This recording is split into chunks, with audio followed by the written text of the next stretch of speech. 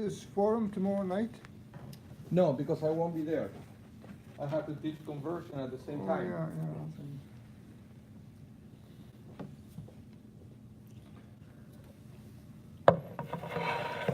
Pirkei Avot. Pirkei A Avot. very good. Bon appetit. Oh, thank Bon you. appetit A little, in Hebrew. Very good chocolate cake. Oh, Let's have supper Oh. again. could you translate that in English? Which word? Bon appetit. Yes. No, Good a- enjoy your appetite. good Enjoy your appetite. enjoy your cake. Yeah. Okay. There's nothing quite like it in English.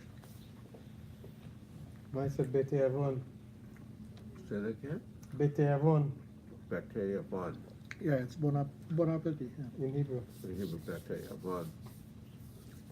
But that's just a literal translation. No, that's how it is in Hebrew. That's how they say it. Oh, but you actually say that in Hebrew? Yeah, Pirkei that's Avot? what, That's because it's a literal translation. people would offer you a meal and say it. Would offer you something, say Pirkei Avot. Hebrew is such a, I find it simple to learn because it doesn't have a lot of grammar, it doesn't have a lot of vocabulary, lots of important Hebrew. It's not hard to learn. No, very easy to learn.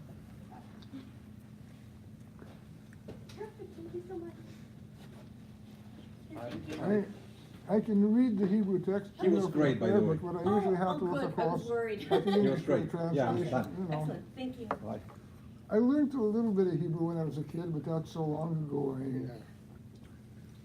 Okay. שקט בבקשה. כן. כן. תשמע חבר'ה. I know whenever the teacher said that, we used to say, "Ani chafetz latzet." That's what we used to say. Ani That's what? how we say, chafetz latzet. What does that mean? We wanted to Well- leave the room, go out. חפץ. I know, that's what we said. If you come from חפץ.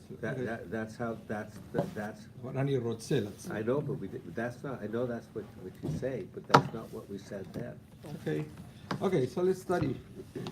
We have a couple of Mishnayot today. Do we need the camera or the, No. are we online? Do we need the You're online. camera? You I'm know- online. Yeah. Oh. This is facing me. It's on. Do we need a microphone? No, probably is good. The thing, the microphone of the iPad, surprisingly, is very good. It catches everybody, so it's all good. The only thing is I don't know if it's the Wi-Fi or the app that is very unreliable and it freezes. So if that happens, I have to restart it. Okay, the word to come. What is the word to come? Ulam haba. What is it? The, Life after death? yeah, kind of. Yeah. Hopefully it's heaven. The word to come is usually we define afterlife. What's happening after we die? We go to the Olam Haba. What is there? Who knows? Who knows? We know that it doesn't look like this world at all, because there is no time, no space. But So it's very difficult to imagine. isn't there some concept of time? They say that most people who have to go to Gehinnom only go for 12 months, and that's why the say Kaddish only for 11 months. You Yes. don't think our Father is a full sinner, so... I don't know how to explain that. I really don't know how to explain that because there is no time in the spiritual world. It's impossible. so It's we- impossible. The concept of time doesn't make any sense, so I don't know how they explain it. But how do you understand it? I don't. You don't. Okay. It's those are things that you can't imagine. It's impossible. We don't have the tools to imagine it. do you believe there is something that the soul does live on after we die? That there is such Yeah, but even the word to live on, it's the souls won't live. They won't have a heart or lungs. But do you think or there'll air be to breathe. consciousness? Do you think their own personality will remain Yeah, but some... you see that's the other thing. To be conscious, you need a brain. Well, a brain can be very small. I mean, just a few... Or no, I believe there is no brain at all. is the kind of understanding, it's an understanding in the way that we cannot understand here. Because the way we understand, the way we learn, actually it's interesting. I read a book many years ago. I still have it in my house. It was a book in Spanish.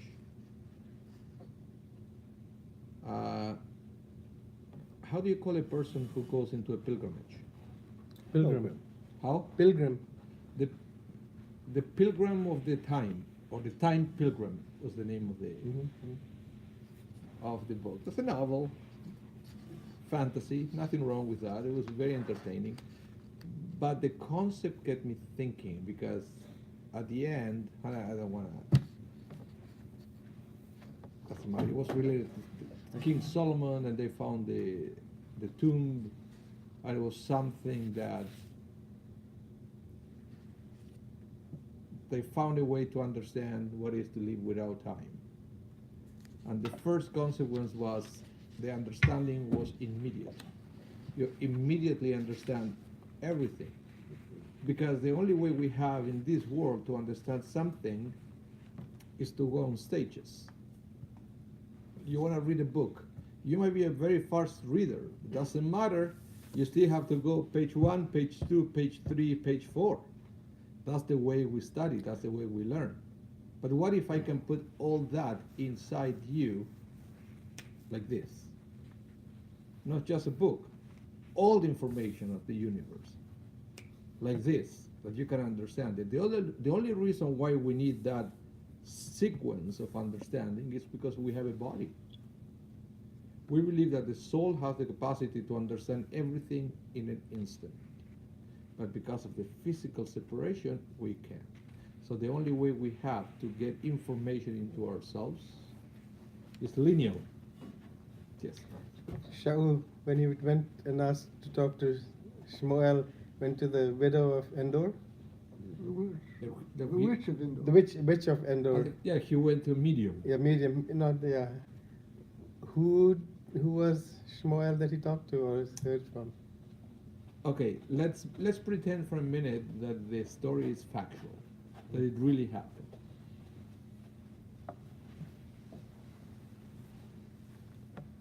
I mean, if you read the story with skeptical eyes, anybody can fool you like that, because it's not that to give any special information to let Saul know that it was really the prophet talking No, to him. yeah.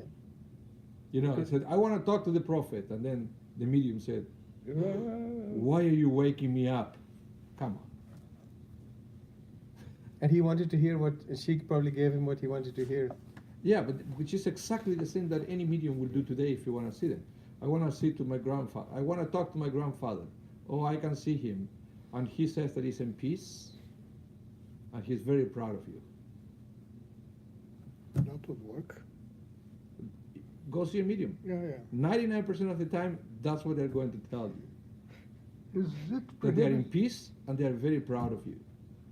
Is it prohibited by halacha to visit a medium? Yes, A medium, divination. yes. But depends. Allah prohibits necromancy.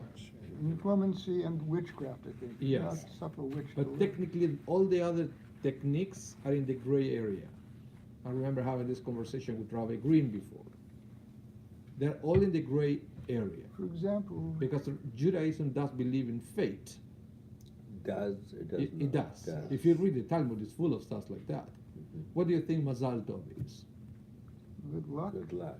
No, Good star. it's a good star. Mazal is the name of a constellation. Good star. It's a good. When I said Mazal Tov, it's I'm wishing you that the stars will be aligned. Mazal is a name of a constellation. Would it be legitimate halachically?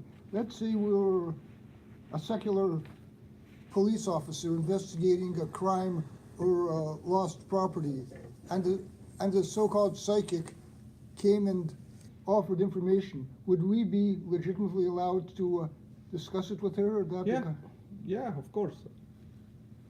But my experience is I read a wonderful book about that, written by a British author called Ian Rowland. He talks about cold reading, which is the techniques used by most mediums and mentalists and all that stuff. It's fascinating, that book. It's fascinating. It will open the world in a way. Some people refuse to read stuff like that because it's like learning the truth about Michael Jackson, right? I don't want to know. I just want to enjoy his, oh, darn it, you told me that he was a pedophile. I can't enjoy his music anymore. Mhm. It's pretty much the same.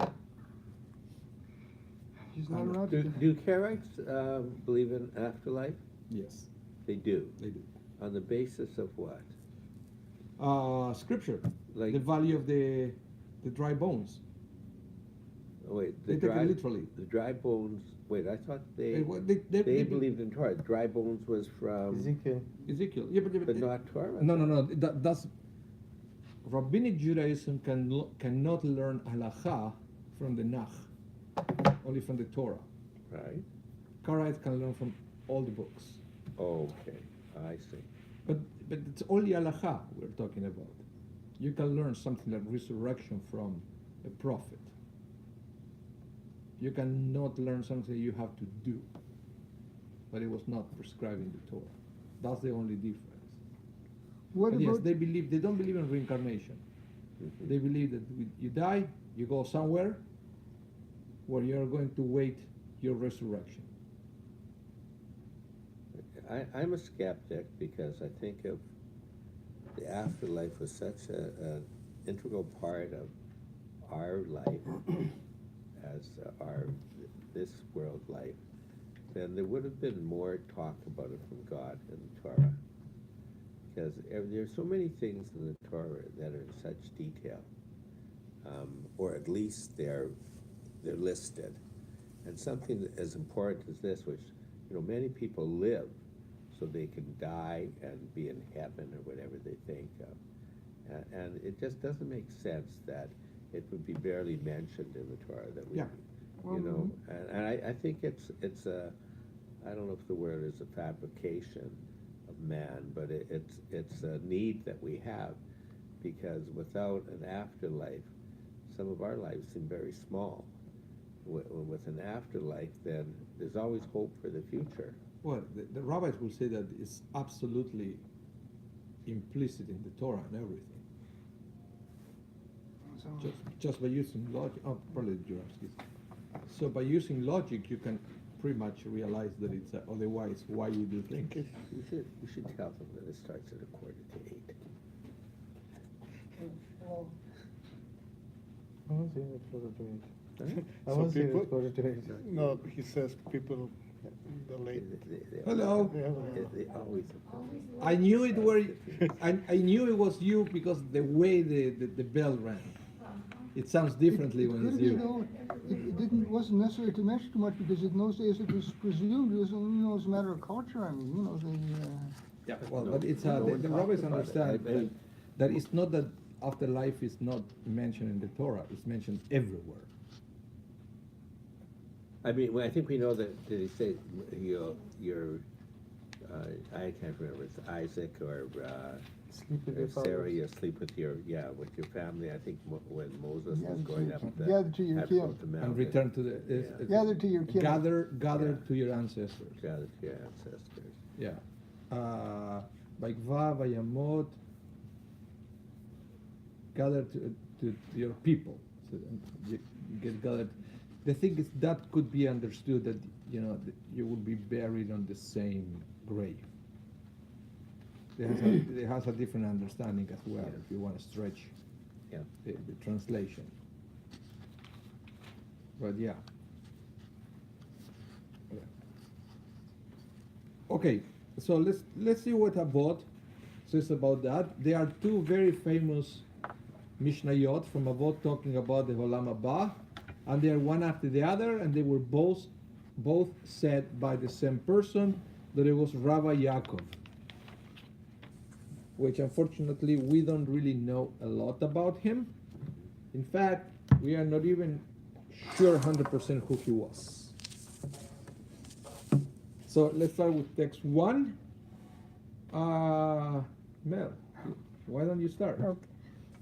So, Right here, Rabbi Rabbi Yaakov Yaakov says. says, this world is like a hallway before the world to come.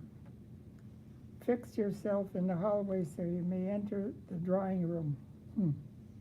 That's from- Okay, so that's the thing. Who was Rabbi Yaakov? Let's talk about that.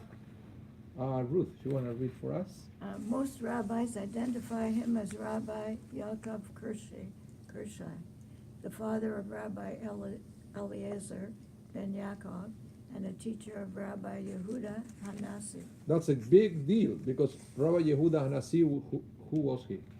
He redacted the mission. The editor of the Mishnah. So it's not a little thing to be the teacher of Rabbi Yehuda Hanasi. He belonged to the generation that followed the Bar Kochba revolt, circa 132 to 136 CE. He was a member of the Sanhedrin, right, of Rabban Shimon. Ben. Yeah. Sorry, it's Yeah. autocorrect. Every time I Ben, put Ben, Gamil, it switches to hen. It's You say two, Gamil too?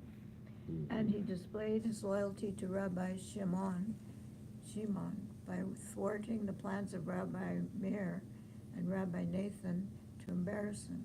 Having overheard their plan to question his friend on the difficult tractate, Ukzin. Ukzin, he purposely studied the subject aloud within hearing distance of Rabbi Shimon.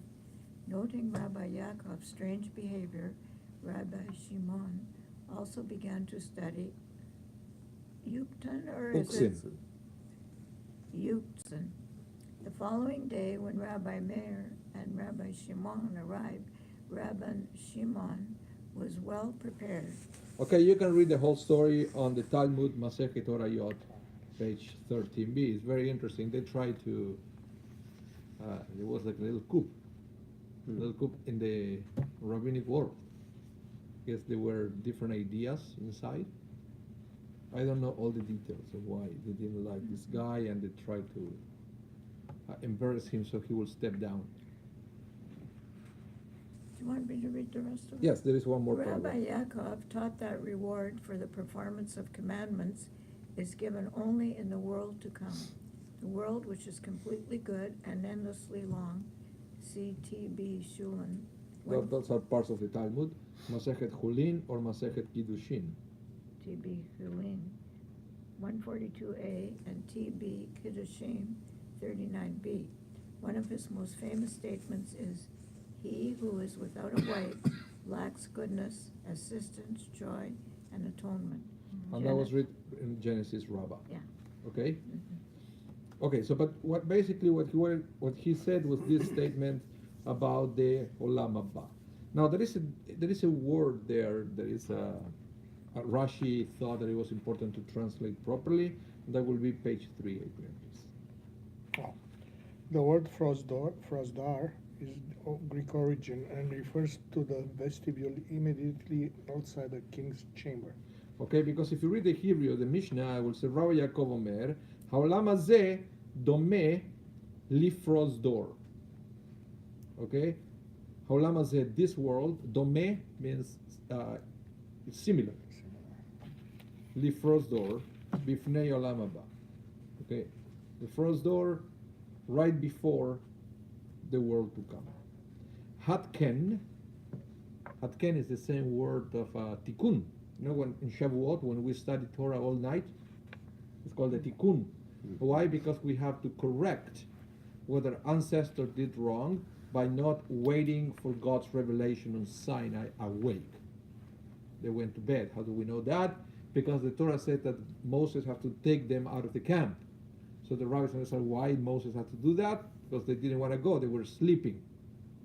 So, because of their mistake back then, when they didn't take the initiative to go to receive the Torah, we have to stay awake all night.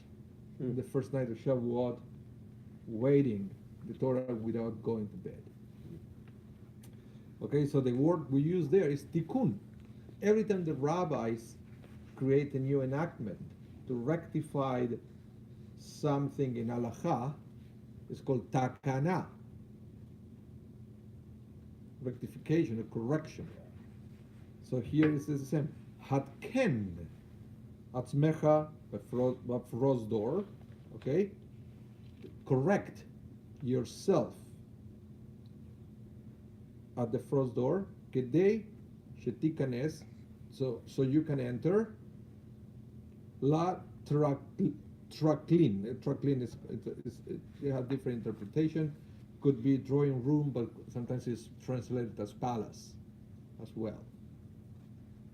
You can see that it's not clear the theme, but it seems to be talking about different sections of a palace, which is interesting because if this world is like the frost door of a palace, is the frost door part of the palace? No. Yes, it is. It is. So that means that this world is part of the Olam Haba. It's one of the two answers. No, but it's let's say let's think of your home. Let's say that you have a how do you call it? The porch. Is the porch part of the house?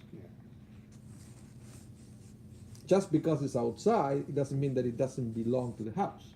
So, in other words, what Rabbi Yaakov seems to imply here is that this world is already part of the Olam Haba.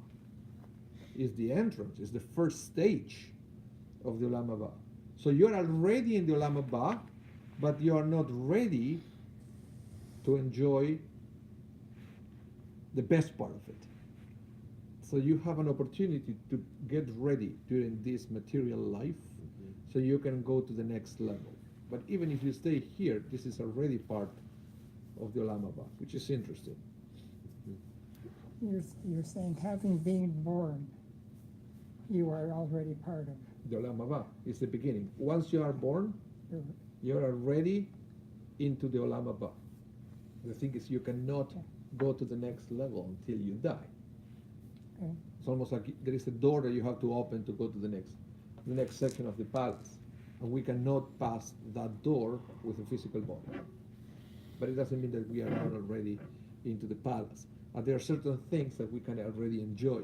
The rabbis, I was reading lots of material about this, and they were saying, for example, that sometimes it happens. You go to a restaurant. You go up to the door to the restaurant and need a host or hostess. I said, "What's your name?" I always play the same joke. "What's your name?" I said, "Anibal." "Can you spell that, sir?" T-H-A-T. Do they get it? No. Yeah, and then sometimes they write it down, and when they say it, sorry, I didn't mean that. But you see, And then my wife, that's when my wife comes and she pinches me and says, "Don't do that again. I told you not to do you it." see, we can't enter the main Olam Haba without dying with our body. Yes. But No, but you didn't let me finish what I was about to say. I said, when you go to a restaurant, right, and you go to the door, to the entrance, you're not you are in the restaurant, but you're not sitting. You are not enjoying your meal or anything, but you start feeling the smells, right? And so the brain triggers same kind of reaction, like if you were already eating the steak. So we do have the opportunity in this world. It's almost like to smell the Olam Haba. So we have flashes. We are going to see that some rabbis will say that Shabbat is the flash of the Olam Haba because of the peace of Shabbat. In other words, the main characteristic of the Olam Haba versus this one is peace. The Olam Haba is perfect peace. Here we can have flashes of peace. But peace does not necessarily belong to this world as something natural.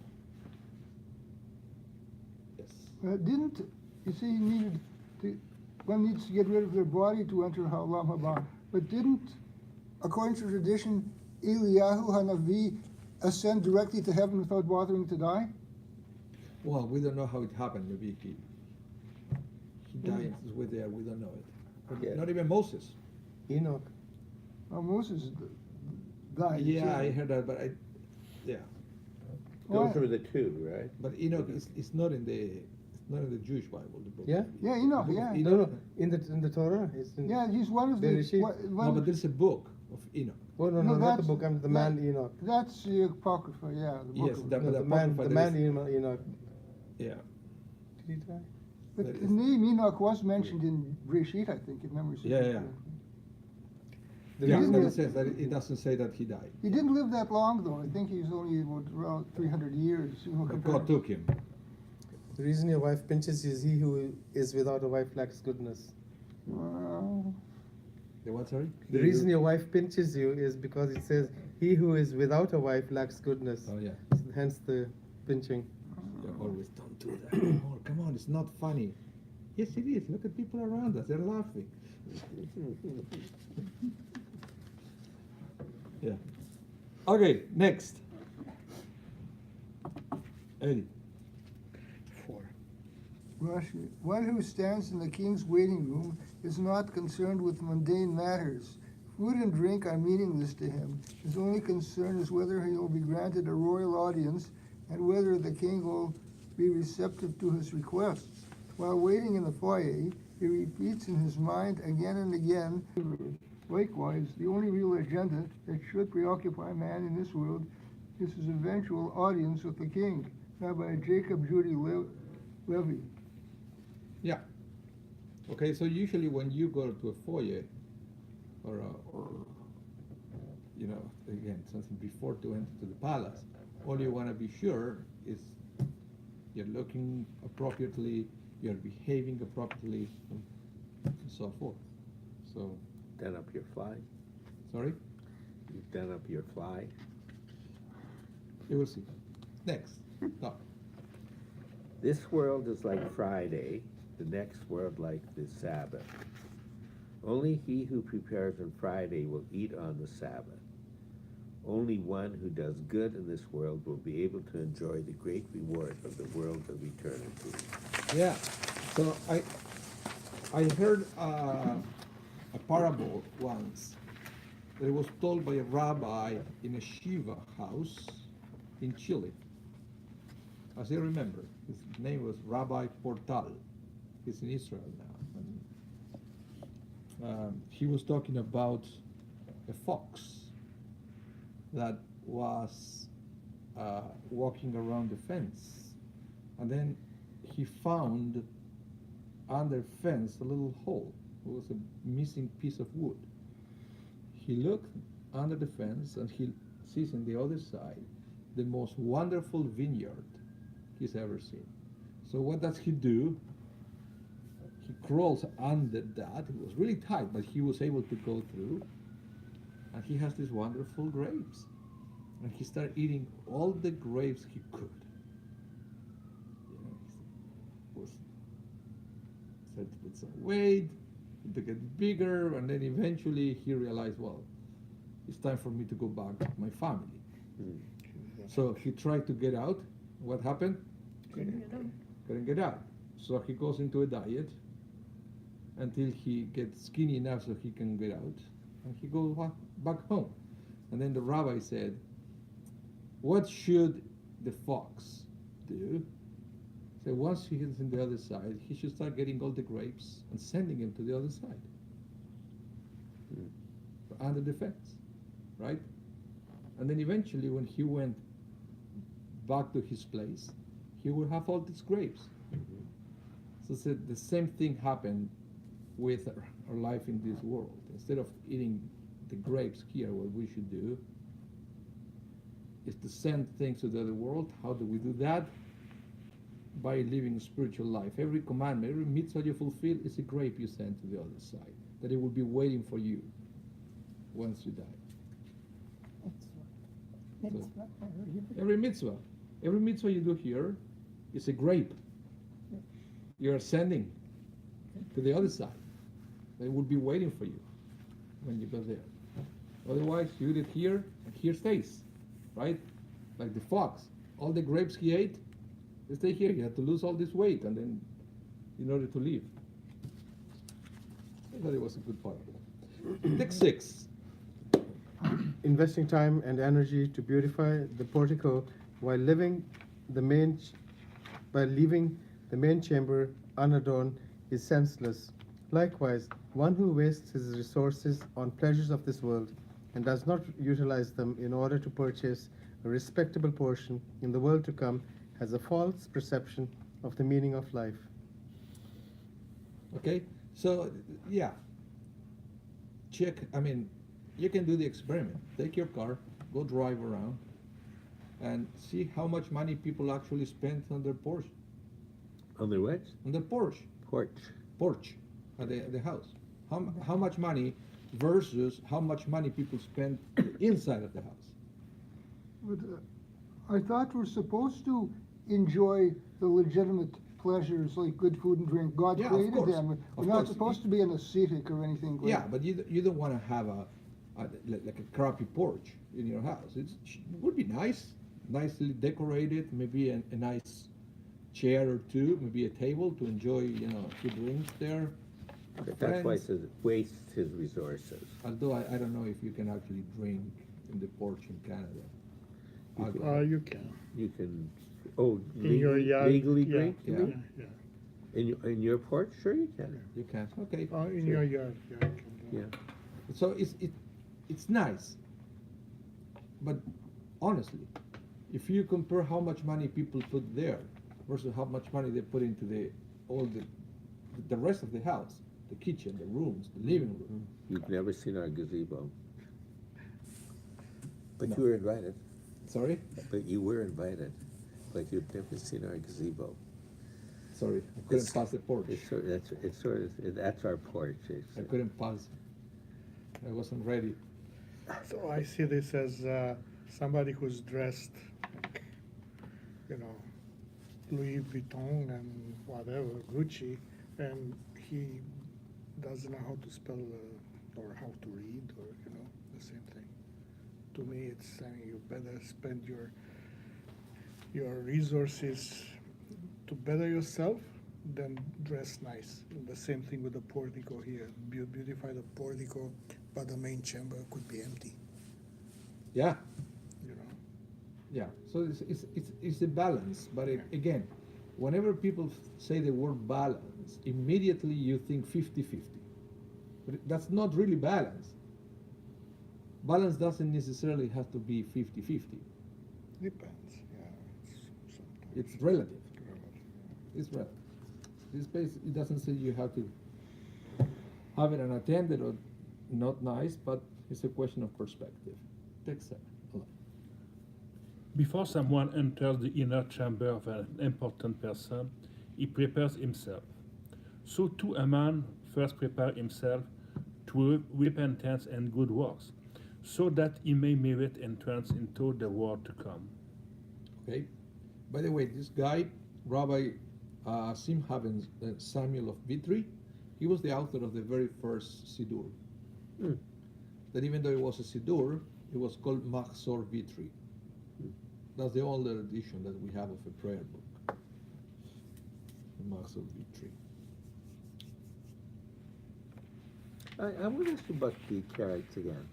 So, what is their concept of the world to come? I don't know. The reason why I'm Because asking, imagine, they don't read Pirkei Avot. They don't have it. no, that's right, That's oral law. right.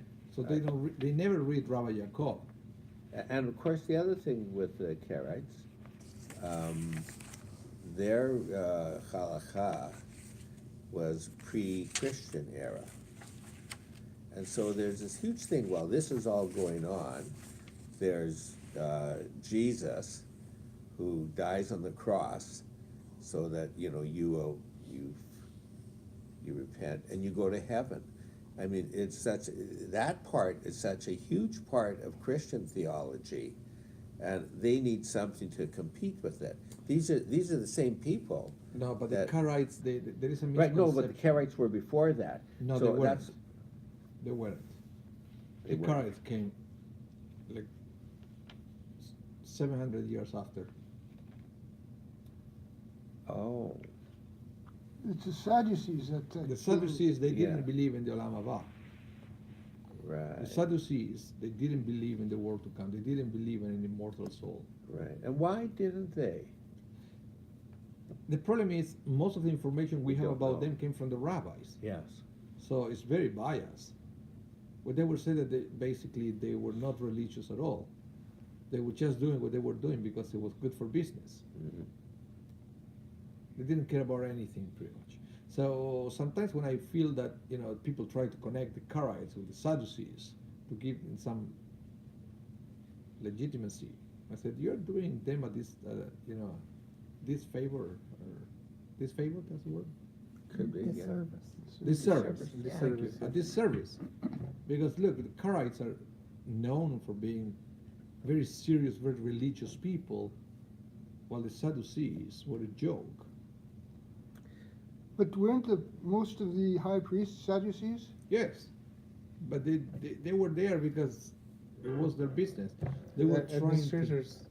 sorry? Administrators. Yeah, but they were trying to keep alive a system that it was so broken that everybody recognized that. Christianity,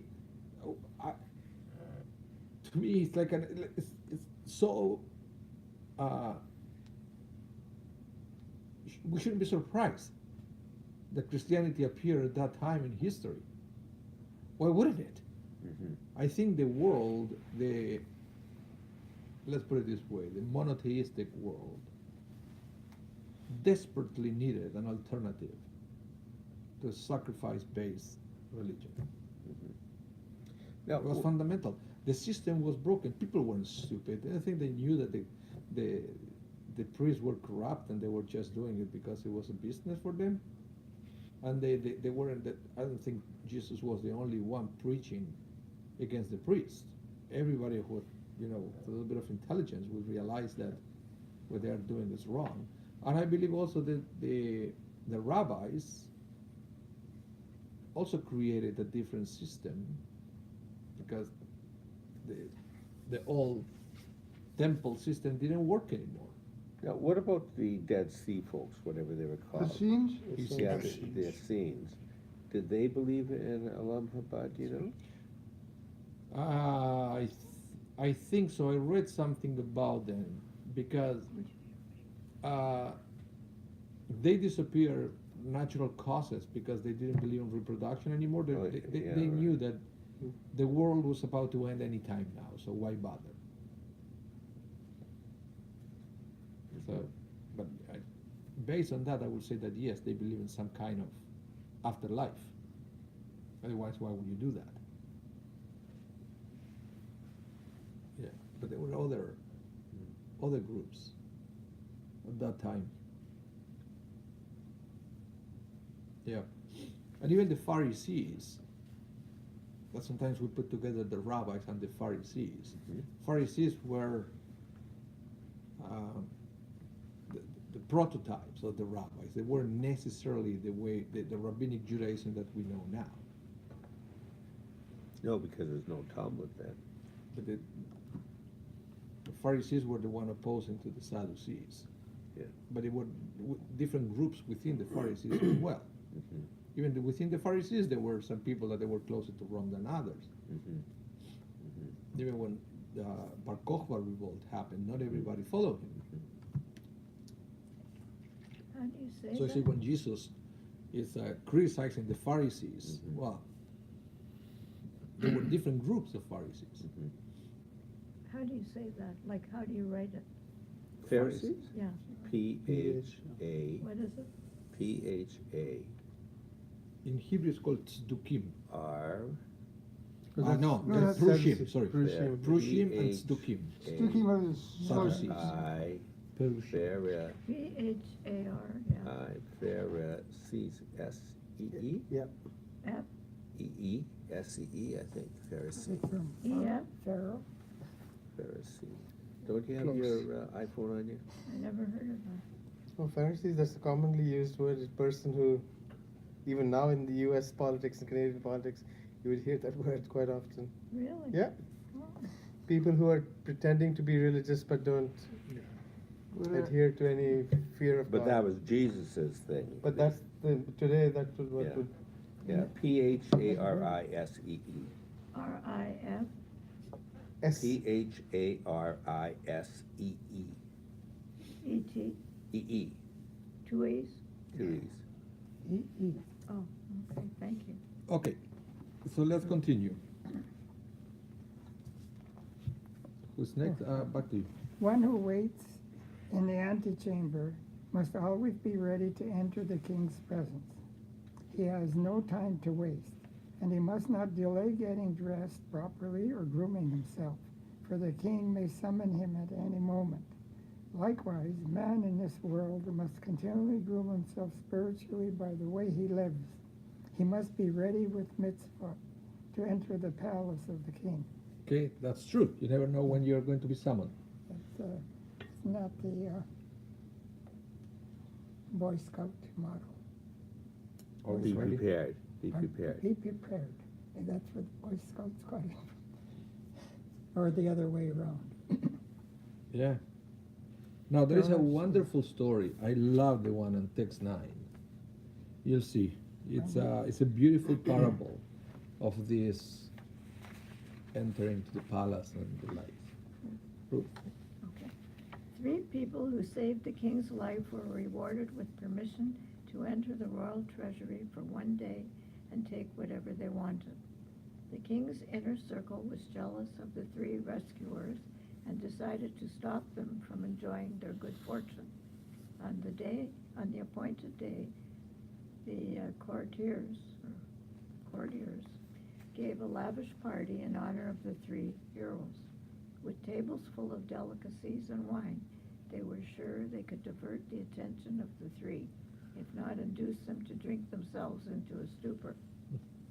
On the day of the feast, the conspirators provided food, drink, and endless compliments about the heroism of the rescuers. The most intelligent of the 3 was not impressed. Who needs their food and their accolades? It won't make me wealthy. Not wasting a minute, he left the banquet hall and hurried to the treasury, where he filled his sacks with gold, silver, and other precious items. By nightfall, he had enough wealth to last a few lifetimes. The second rescuer, not as perceptive as the first, was seduced by the great praise of his heroism and the succulent aroma of the feast. Surrounded by the king's officers and advisors, he enjoyed the royal banquet and forgot why he was in the palace. Suddenly he remembered the king's offer. The day is almost over, and I haven't taken any of the king's riches. Excusing himself from the revelry, he rushed to the treasury. Working frantically, he was able to amass a respectable fortune before nightfall. The third hero was totally blinded by the overtures of the royal circle. After a long day of eating, drinking, and merriment, he collapsed into a drunken slumber, exactly as the royal advisors had hoped. Finally, he awoke. Night had fallen, and the opportunity had been squandered. He was forced to return home empty-handed. Similarly, this is a world of opportunity. God gives us carte blanche to collect the most precious items in his treasury, Torah study and mitzvot. At the same time, the king's servant, man's evil inclination, stages a lavish party for him, full of food, drink, and all other pleasures of this world, in order to make him forget why he is here, and to prevent him from partaking of the royal wealth. An intelligent person is not blinded by the pleasures of this world. He remembers his purpose, and he goes immediately to enrich himself spiritually. He knows the real honor will come in the next world. Others wake up only during midlife. Then they repent the sins of their youth and make up for lost time, so that by the end of their lives they are able to amass a respectable fortune of spiritual accomplishments. The unfortunate people in the last category, however, intoxicated by the heady wine of good life, squander away their years. Excited by a false sense of self-importance, they place their hopes in the wisdom of those who honor them and believe that the prestige they enjoy is authentic. They indulge mindlessly in the world banquet, and do not come to their senses until it is too late. They return to their Maker empty-handed. Excellent. It's a good one. Yes. Told you so. I like when I say, I told you so. Yeah, yeah. Let's read the number 10. It's also a cute one. Mrs. Neha Golding was the host and supporter of many causes and great Torah leaders, among them the Chafetz Chaim. Chafetz Chaim. Chafetz Chaim. There was a very famous rabbi, and he wrote a wonderful book about the laws of Lashon Hara. How you translate Lashon Hara? You know, speech, technically, or Evil slander, or speech. gossip. Gossip. That's it. She wanted to meet him, so she decided to visit him in Radin. After not noting the sparse wooden benches in his home, Mrs. Golding offered to buy the Chafetz Chaim more comfortable furniture. He asked, "Where is your furniture?" Answered Mrs. Golding, "At home. I'm only traveling through." "So am I," answered Chafetz Chaim. "This is not my true home." This is a very famous story, this one. Very famous story, a true story. Yep. We will publish many different places.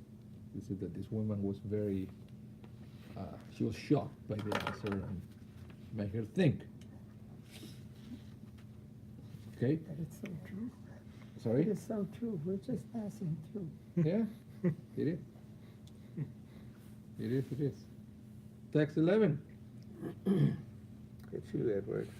Why did God bother to make this world when he could have made just the world to come? Creation is a paradox.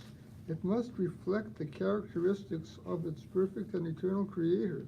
Yet as a creation it must have a beginning and therefore be finite, with all the limitations, incompleteness, and instability that implies. The resolution of the paradox is that the conflicting characteristics do not appear at the same time. The world comes into being from nothingness as a finite world and is followed by the perfect world to come. It may be compared to a baby who is born out of no prior existence, small and immature. Throughout life he grows and develops until he ultimately actualizes his potential. So too creation came into being as this finite developing world and is ultimately followed by the wholeness of the world to come. Still, why is it necessary for us to die and then return to life? Could we not just continuously advance until we reach our ultimate level? He's talking about resurrection here. Okay? The answer is that the ultimate level cannot be reached by a continuous progression from one's finite origin. The finite characteristics of that which has come from non-existence into existence must be totally cast off. A person who comes from a drop of semen cannot achieve the highest level of existence while he is still finite flesh and blood. Physical nature must first be shed through death, and then one can live in an eternal world.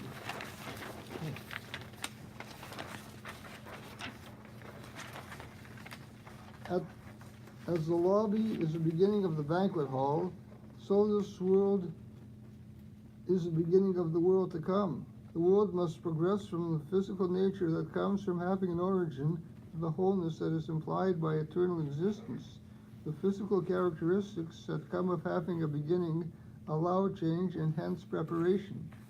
That is why this world is the opportunity to prepare for the next world. Since the world to come is a place of stability and durability, it is too late to make preparations there. In summary, only this world offers the opportunity to prepare for eternity. Okay? It's an interesting concept. The concept that you need this world to enjoy the next one. It's almost that if you go straight to that one, there is a missing component. There is something that doesn't allow you to fully appreciate the place. It's almost like you learn by contrast.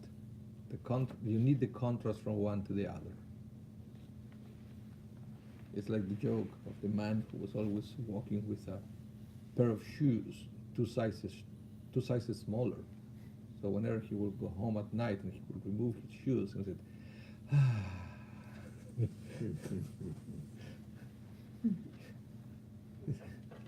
after a long day and so much suffering, he had a little bit of pleasure.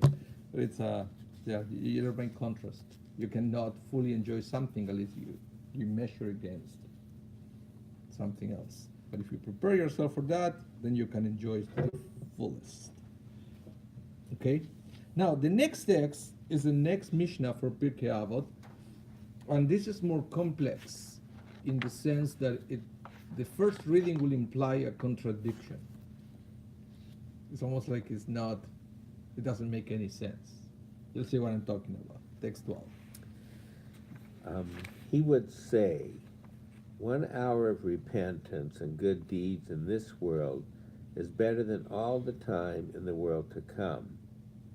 And 1 hour of pleasure in the world to come is better than all the time in this world. You see, you read it like that. This man lost his mind. It doesn't make any sense. It's either one is better than the other, or the other is better than the one. Right? So, let's try to understand what is it he tried to say. He would say, who is he? The same guy who said the previous one, Okay. Rabbi Yaakov. That's very common in Pirkei Avot. Pirkei Avot will mention the name of the rabbi once, and then if it's the same rabbi in the future text, Pirkei Avot will say, he will say, he will say, he will say, he will say. So if you randomly go to, I don't know, Pirkei Avot 423, I said, he will say, then you have to choose one until you find the name of the rabbi. It could be, a page before. Okay, the image is frozen now.